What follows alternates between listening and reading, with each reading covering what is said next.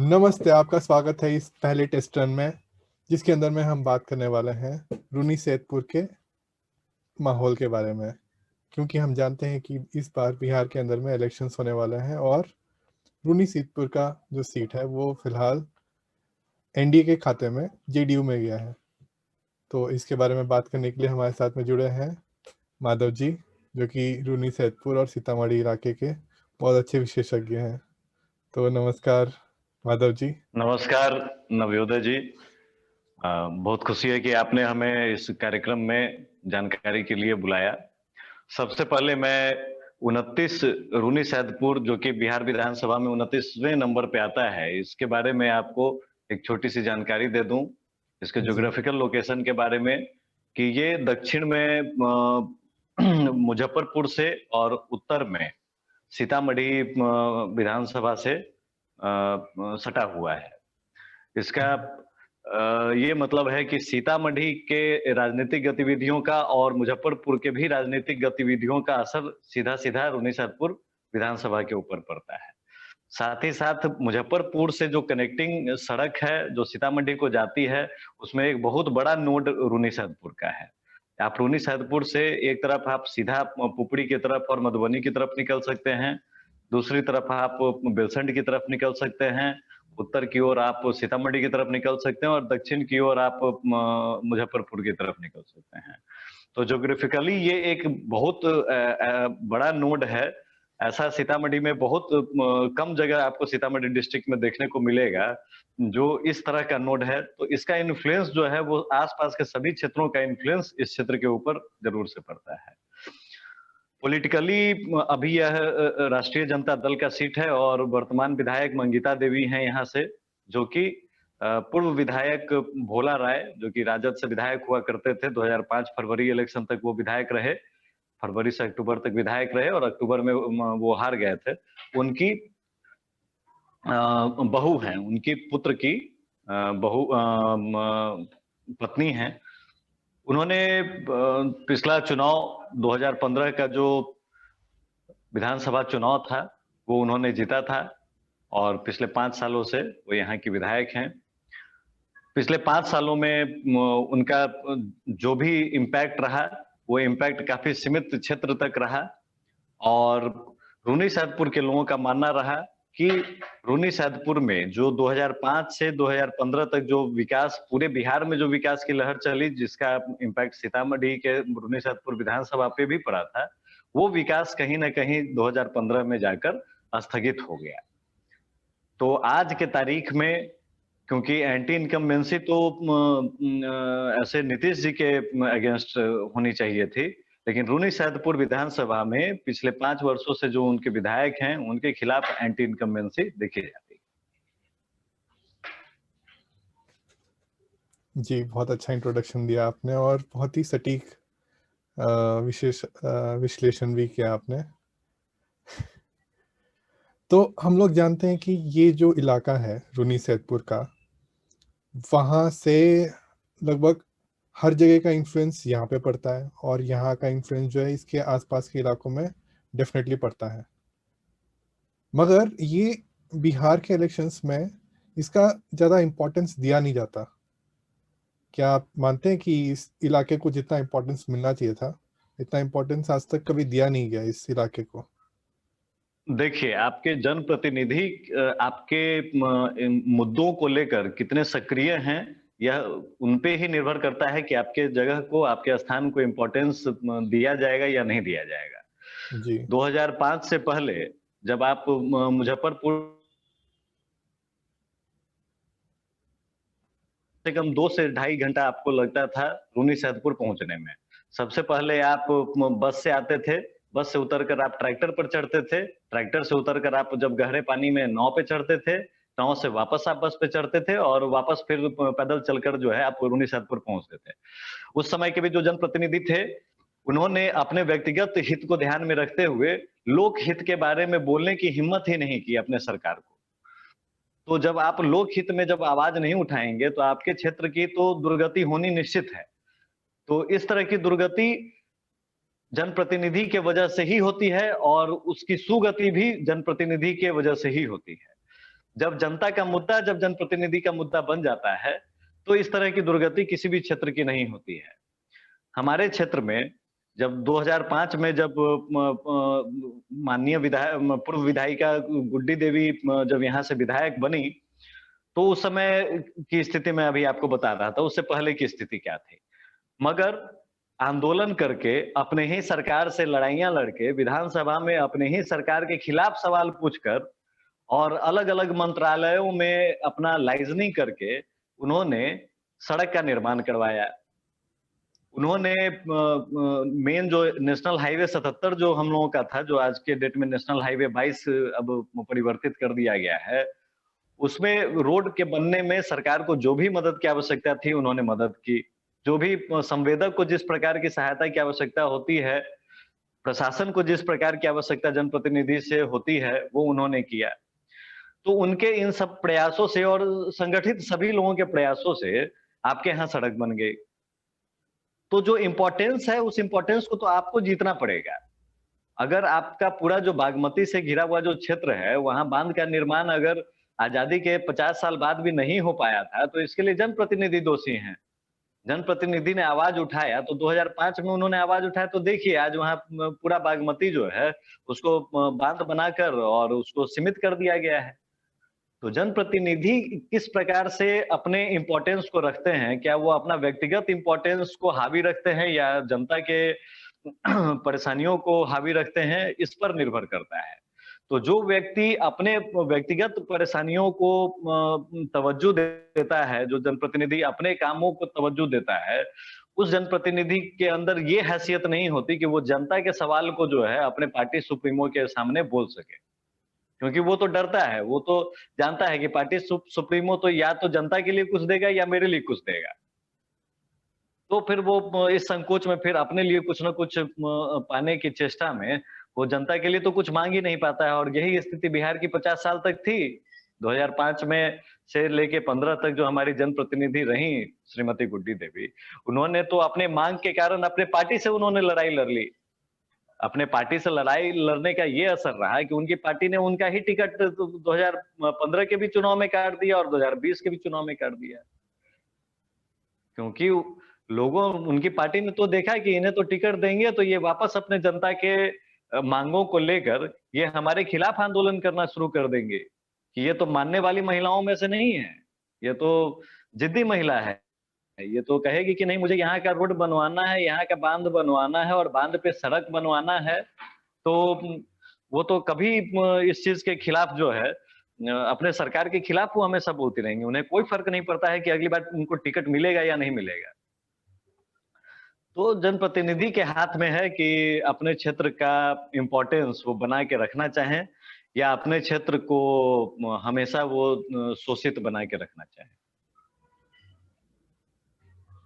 जी, even ये हम लोगों को इस बार लास्ट के इलेक्शंस में भी हम लोगों को दिखा था कि लोगों ने बहुत अच्छा समर्थन दिया था गुड्डी देवी जी को, जिसकी वजह से कि उनको लगभग बिना किसी पार्टी का या 16,000 वोट बिना किसी पार्टी का या फिर बिना किसी ऑर्गेनाइजेशन के सपोर्ट के बगैर उनको इतना अच्छा वोट परसेंटेज मिला कि उसके वजह से कहीं ना कहीं पे वहां पे जो लोगों का नेचुरल वोटिंग पैटर्न था वो चेंज होके इस वजह से जो वहां पे आरएलएसपी को जो सीट जीतना चाहिए था मोदी वेव के अंदर में, वो नहीं जीत पाई। देखिए, आरएलएसपी जो सीट नहीं जीत पाई, इसके लिए सिर्फ और सिर्फ आरएलएसपी और उसके कैंडिडेट जो कि टिकट को एक माध्यम समझते हैं, टिकट को लेकर आना ही अपना एक अचीवमेंट समझते हैं, ये उनका दोष है। राष्ट्रीय लोक समता पार्टी कोई पार्टी नहीं हुआ करती थी आज से 10 साल पहले, जिस पार्टी का कोई अस्तित्व ही नहीं था। एक बिना विचारधारा की एक पार्टी थी जो कि अपने अल्पकालीन फायदे के लिए अल्पकालीन गठबंधन उन्होंने किया, अपने फायदे के लिए उन्होंने सारा काम किया, और जब अपना फायदा निकल गया तो उन्होंने गठबंधन का साथ छोड़ दिया। तो ऐसे धोखेबाज एलाइज के साथ जो है जो उनके पार्टी से जो लोग आते हैं उनका भी वही दशा होता है कि वो बहुत ही छोटे समय के लिए अपने फायदे के लिए किसी भी एक संगठन से जुड़ते हैं और उस फायदा के निकल जाने के बाद वो तुरंत वहां से बाहर आ जाते हैं। तो वो आरएलएसपी का सीधा-सीधा दोस्त था और वही सेम दोस्त इस बार जो है जदयू के साथ भी हुआ है। यहाँ भी टिकट बँटवारे का जो तरीका रहा है, वो बहुत ही न्याय संगत नहीं रहा है और लोग तो ये भी आरोप लगा रहे हैं कि टिकट को बेचा गया है। तो ऐसे मैं इस चीज़ पे बहुत कमेंट नहीं करना चाहूँगा कि टिकट बेचा गया या नहीं बेचा गया। ये हमारा आलोक नहीं है। मगर जिस प्रकार से आप जो कैंडिडेचर जो जब आप डिसाइड करते हैं, तो जब किसी के 2 कैंडिडेट के बीच में जब मैं कंपैरिज़न करता हूँ एज़ एन एनालिस्ट जब मैं उसको कंपेयर करता हूँ, तो मैं एक तरफ देखता हूँ कि वो व्यक्ति है जो कि तकरीबन 45-46 साल का है या 50 साल का है और वो आज के दिन में राजनीति में आना चाह रहा है। और दूसरी तरफ हमारे सामने एक ऐसा व्यक्ति है जो कि आज 40 साल का है और वो 2 टर्म विधायक रह चुका है। तो जो जिस उम्र में लोग राजनीति की शुरुआत करते हैं, उस उम्र में एक हमारे विधानसभा में एक ऐसा कैंडिडेट है, जो 10 साल के एक्सपीरियंस को गेन कर चुका है। तो अगर जब पार्टी जब टिकट का बँटवारा करती है और इस तरह का जब एनालिसिस करेगी और देखेगी कि जिसके पास एक्सपीरियंस है, जिसके पास कैपेबिलिटी है, उस तरह के लोगों को अगर टिकट दिया जाए, तो मुझे लगता है कि इस तरह की गलतियाँ कोई भी पार्टी रिपीट नहीं करेगी। लेकिन अगर कोई पार्टी जानबूझ के किसी के विद्रोही तेवर के वजह से, क्रांतिकारी तेवर की वजह से अगर किसी का पार्टी टिकट अगर काट रही है, तो ये भी एक बहुत बड़ा शुभ संकेत है।